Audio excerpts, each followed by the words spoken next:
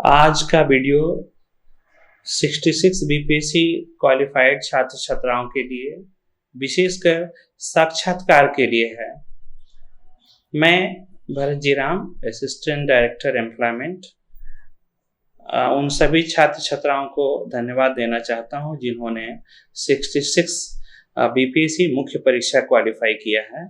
और मैं चाहूँगा कि जितने लोग सफलीभूत हुए हैं वो अपने मनोबल, आत्मबल और जो कंटेंट है उसको जो भी समय मिलता है उसको समेकित करके आप अपनी सफलता को अंतिम अंजाम तक पहुंचाएंगे, अंतिम रूप से सफल होंगे। इसके लिए मैं आप सभी को शुभकामनाएं देता हूं और कुछ विशिष्ट तरीके से आपका मैं मार्गदर्शन करना चाहता हूं। आप सभी को पता है कि ये जो इंटरव्यू है ये व्यक्तित्व का परीक्षण है और व्यक्तित्व का ये जो परीक्षण 120 अंकों के लिए होता है और 120 अंकों में अधिक से अधिक अंक प्राप्त करना यह डिपेंड करता है कि आपकी कार्यशैली कैसी है, आपकी प्लानिंग कैसी है। तो एक अच्छी प्लानिंग के आधार पर हम अच्छे मार्क्स प्राप्त कर सकते हैं। इसलिए मैं सबसे पहले बताऊंगा कि एक वेल प्लान तरीके से आप एक नोटबुक बनाएं और उस नोटबुक में चीज़ों को उसे नोट डाउन करेंगे। और सबसे पहले तो मैं ये कहूँगा कि ये व्यक्तित्व परीक्षण है और व्यक्तित्व परीक्षण के लिए हमें ये समझना होगा कि हमारा व्यक्तिगत दर्शन क्या है, क्योंकि शिक्षा के उद्देश्यों का निर्धारण दर्शन के द्वारा होता है और व्यक्तित्व वैसा ही होता है जैसा उसका दर्शन होता है। कहा भी जाता है कि a man without philosophy is like a blank page which no one cares. इसलिए हमारा दर्शन काफ़ी जरूरी होता है। उदाहरण के तौर पर आप सभी को पता होगा कि महात्मा गांधी का जो दर्शन था वो आदर्शवाद था, आइडियलिज्म था। और चौरी चौरा कांड के बारे में आपको पता ही होगा, जो गांधी जी अपने दर्शन से कभी अडिग नहीं होते थे और आंदोलन को उन्होंने कहा था कि आंदोलन हिंसक नहीं होना चाहिए। आंदोलन हिंसक होते ही अपने दर्शन के आधार पर आलोचना झेलते हुए उन्होंने अपने दर्शन को संभाला, भले ही आंदोलन को बीच में उन्होंने रोक दिया।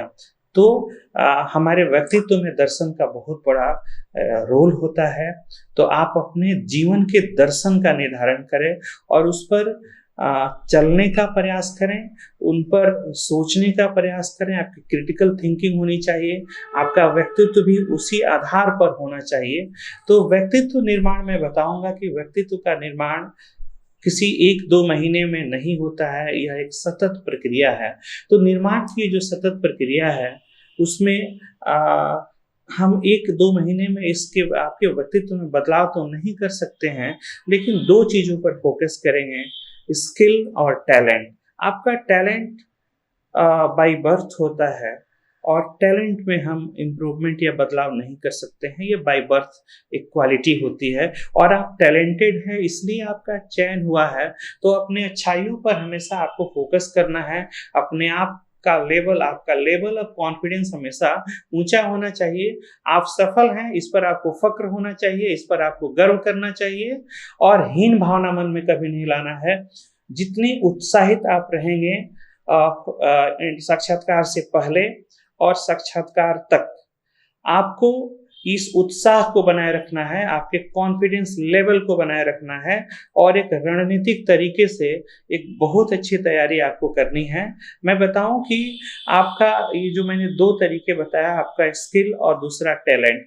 टैलेंट बाय बर्थ होता है, इसे हम परिवर्तित नहीं कर सकते हैं, परंतु जो स्किल होता है उसे डेवलप किया जा सकता है। जैसे आपका जो भाषा कौशल है, तो लैंग्वेज कम्युनिकेशन का जो स्किल है इसे हम डेवलप कर सकते हैं। तो इसमें आपको देखना है whether your medium is Hindi or English, you have to focus on the pronunciation. This is the most important part when we are going to talk to someone. तो इस पे सबको विशेष कर फोकस करना होता है उच्चारण में। और आपको ये भी ध्यान देना होगा कि संप्रेषण एक कला है और इस कला में आपको महारत हासिल करनी पड़ेगी। आपको ये देखना होगा कि हमें किन-किन चीज़ों पर ये जो 120 अंक होंगे, इनको आप डिवाइड कर लीजिए, ठीक है? जैसे इस डिवीज़न में पहली बात हम देख सकते हैं बायोडाटा। सबसे पहले आप अपने अपने नोटबुक में अपना बायोडाटा तैयार करें और अपने बायोडाटा को एकदम राइट अप के रूप में लाएँ। मतलब it must be in the form of written, it must be in black and white. मतलब आप अपने बायोडाटा का एक-एक पक्ष को लिखिए, क्वेश्चन भी और उसका आंसर भी एक रिटन फॉर्म में आप लाएंगे उसको। ये जरूरी होता है, बायोडाटा पे बहुत काम करने की जरूरत है। उसके जितने भी एस्पेक्ट्स हैं, आपके व्यक्तित्व का एक बहुत बड़ा कवरेज होता है आपका ये जो बायोडाटा है। तो अपना बायोडाटा अच्छे तरीके से बना लें।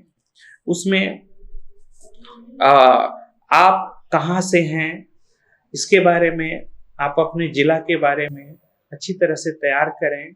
आप अपने आदर्शों के बारे में, अपने हॉबीज के बारे में, आपका जो सकारात्मक और नकारात्मक पक्ष है उसके बारे में पहले उसका एक राइटअप आप तैयार करें और आपसे क्वेश्चन और फिर क्या काउंटर क्वेश्चन पूछा जा सकता है। व्यक्तित्व का ये आपके बायोडाटा का यह एक अच्छा प्रोपोर्शन है जो इंटरव्यू में बहुत अच्छे मार्क्स लाने में मदद करता है। तो आपके व्यक्तित्व में ये देखना चाहिए कि आप भविष्य के होने वाले ऑफिसर हैं और उस पर आप पायदान पे कदम रख चुके हैं। तो आप में वो चीज आनी चाहिए, जैसे कहा जाता है कि अगर पेड़ में फल आ जाते हैं तो उसमें गंभीरता आती है। तो वो चीज एक ग्रेविटी आप में आनी चाहिए, आप में ऑफिसर्स लाइक क्वालिटी आनी चाहिए, आप में वो गंभीरता आनी चाहिए जो एक ऑफिसर्स एक पदाधिकारी में होता है। और आप में वो डायनेमिज्म आना चाहिए, डिसीजन मेकिंग पावर आना चाहिए, आप में वो लीडरशिप क्वालिटी आनी चाहिए, आप में उस क्षमता का विकास हो कि विपरीत परिस्थितियों में आप अपना धैर्य और संयम नहीं खोएं। इस तरह की क्षमता का विकास होना चाहिए और उस तरह के संप्रेषण कौशल होनी चाहिए आपके पास कि अगर आपसे अगर कोई ऐसा प्रश्न पूछा जाए, आप उसका आंसर उस तरीके से दें कि जो बोर्ड है आप उनको संतुष्ट कर सकें। तो ये जरूरी होता है कि हम इसकी पूर्व तैयारी, साक्षात्कार से पहले की जो तैयारी है, पहले आप अपने स्तर से करें और उसके बाद आप मॉक वगैरह की तैयारी, आपको 3-4 मॉक देना चाहिए। बहुत ज़्यादा मॉक पर फोकस नहीं, है ना, क्योंकि आपके डिसीजंस काम आएंगे।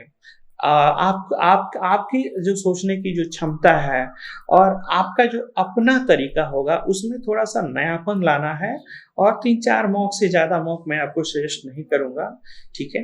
आप खुद से जो सुधारात्मक तरीका है, आप मिरर टेक्निक का यूज़ कर सकते हैं बोलने के लिए, आप में कॉन्फिडेंस आएगा उससे।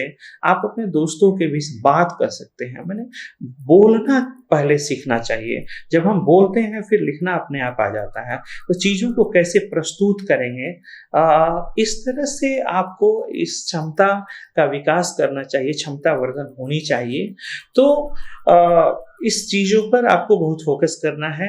आई कांटेक्ट जो होता है ये बहुत जरूरी होता है, ठीक है। और eye contact in the sense कि जब आप जिससे बात कर रहे होते हैं उनसे मतलब आइज टू आइज बात करेंगे तो लेवल ऑफ कॉन्फिडेंस का बढ़ा हुआ वो प्रतीत होता है। इसका मतलब ये नहीं कि ऑल द टाइम आप जिनसे बात करें सिर्फ उन्हीं की तरफ देखें, लेकिन मोस्ट ऑफ द फोकस उनकी तरफ होना चाहिए। बाकी जो रेस्ट ऑफ द मेंबर्स हैं they should not be ignored. तो 70-30 का आप रेशियो रख सकते हैं। 70% focus on the person to whom you are talking to, rest of the focus मतलब एक नज़र आप घुमा सकते हैं दूसरों के प्रति। और ये एक अच्छा तरीका है। उत्साह को बनाए रखना है, मतलब एक फेस पर डलनेस नहीं होना चाहिए, तो एक उत्साह आपको बनाए रखना है। तो मैंने आपको बताया एक ओवरऑल कि जो साक्षात्कार होता है यह एक अनवरत चलने वाली प्रक्रिया है। फिर भी आपके पास जो समय बचा हुआ है उस समय में एक रणनीतिक तरीके से आप बहुत अच्छी तैयारी कर सकते हैं। शुरुआत आप सबसे पहले बायोडाटा से शुरू करें और बायोडाटा के अलावा जितने प्रश्न बनते हैं आप उसको सेक्शन वाइज लिखना शुरू कर दें, है ना। उसके बाद हम लोग अन्य वस्तुओं पर भी एक सीरीज वाइज बात करेंगे। आज का जो वीडियो था इंट्रोडक्टरी था और मैं चाहूँगा कि जितने लोग सफल हुए हैं और जितने लोग चाहते हैं कि आपका मार्गदर्शन हमारे विभाग के माध्यम से हो, वह निःशुल्क सहायता आपको दी जाएगी। इसके लिए आपको नीचे दिए गए नंबर पर आप अपना निबंधन करें और आपको निःशुल्क में आपको इस तरह से ऑनलाइन और ऑफलाइन मार्गदर्शन की व्यवस्था की जाएगी।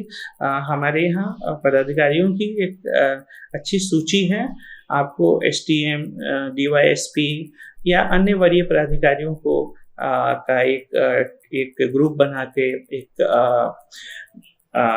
एक टीम रहेगा जिसमें आपको मदद दी जाएगी और आपकी सफलता के आप अंतिम रूप से सफल हो, इसके लिए हम हमेशा आपके सहयोग के लिए तत्पर हैं। Thank you very much.